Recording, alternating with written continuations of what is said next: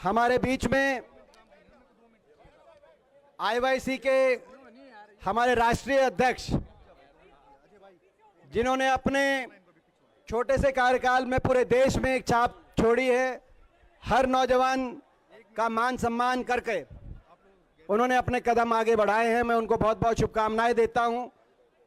उनका जो कार्यकाल जिस संघर्ष के साथ चल रहा है, मैं समझता हूं कि इस समय जब एक तानाशाही की सरकार, एक भ्रष्टाचार की सरकार से हम लड़ाई लड़ रहे हैं, उसमें युवा कांग्रेस की एक अहम भूमिका, उनके नेतृत्व में एक बहुत बड़ी भूमिका युवा कांग्रेस निभा रही है। हमारे भाई उदय भानु जी, हमारे दिल्ली प्रदेश कांग्रेस कमेटी के अध्यक्ष हमारे भाई देवेंद्र यादव जी, हमारे सभी युवा कांग्रेस के वरिष्ठ पदाधिकारीगण, मैं एक एक का नाम नहीं ले रहा क्योंकि मुझे वापस संसद में पहुंचना है। 2 बजे लोकसभा दोबारा से 2 बजे तक क्या स्थगन हुआ था, जब आपने देखा होगा, और 2 बजे मेरे को वापस लोकसभा पहुंचना है।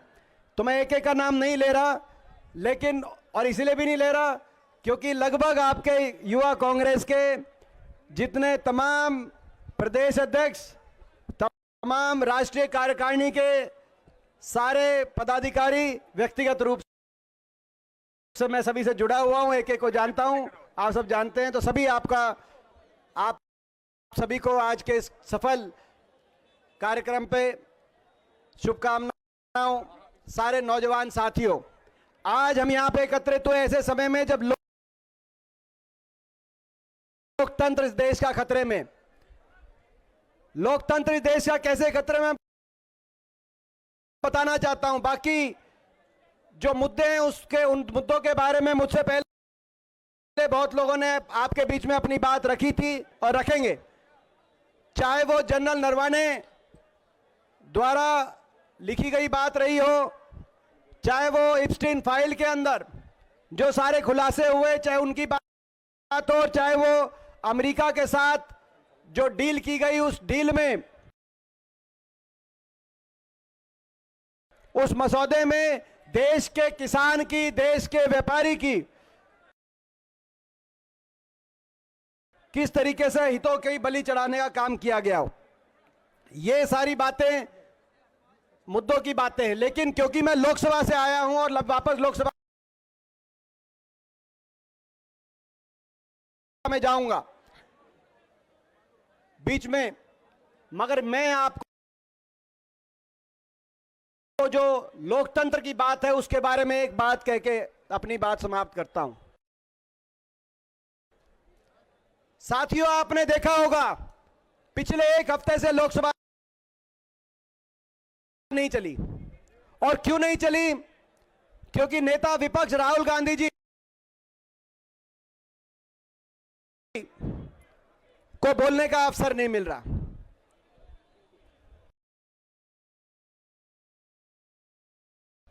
जब भी मौका मिलता है सदन में, राहुल गांधी जी आग्रह करते हैं लोकसभा अध्यक्ष से कि उनको ये जो महत्वपूर्ण विषय, इन विषयों पे अपनी बात रखने का मौका मिले। लेकिन सरकार के इशारे से, सदन के आसन से निर्देश होते हैं कि आप उन्हीं विषयों पर बात रखें जिनसे सरकार की सहमति हो, और नहीं तो आपको बोलने का अवसर नहीं मिलेगा। मैं पूछना चाहता हूं आपसे, क्या केवल उन्हीं विषयों पे बोला जाए लोकसभा में जिसमें सरकार की सहमति हो? अगर उन्हीं विषयों पे बोला जाए जिनमें सरकार की सहमति हो तो विपक्ष की क्या जरूरत है? हमारे जैसे लोकसभा के सांसद जो गए विपक्ष की बात उठाने के लिए, हमें तो वहां फिर लोकसभा में कोई काम हमारे लिए तो बचता ही नहीं है। और ये सरकार क्या चाहती है?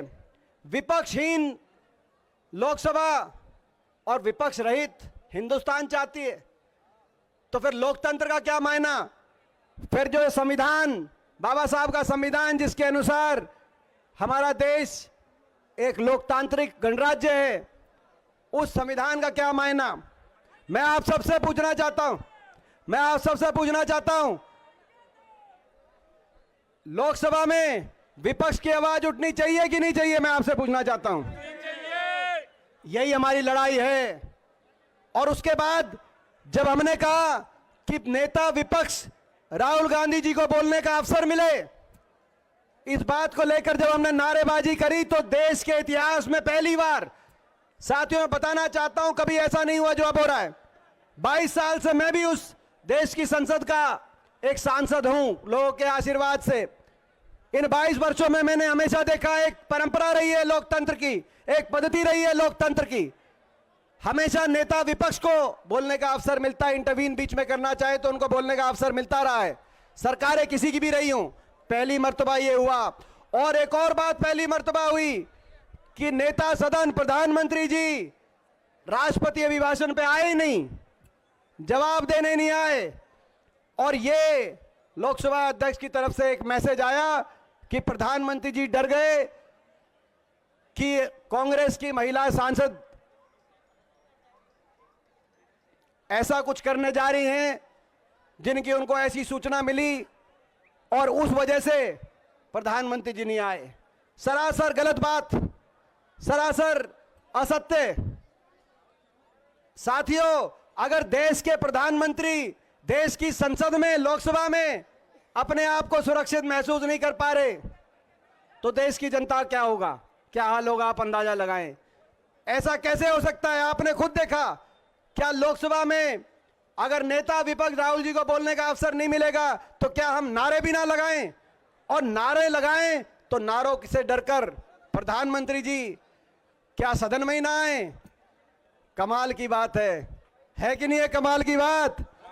तो ये लड़ाई राहुल जी के नेतृत्व में जो लड़ी जा रही है, ये लड़ाई सदन के अंदर हम लड़ रहे हैं। मैं धन्यवाद करता हूं यूथ कांग्रेस के साथियों का कि युवा कांग्रेस के साथियों ने आज जंतर मंतर पे हजारों की संख्या में पहुंचकर सड़क के माध्यम से देश में विपक्ष की आवाज बचाने की इस लड़ाई में अपना बहुत बड़ा योगदान दिया। मैं आप सबको इस बात के लिए बधाई देता हूं।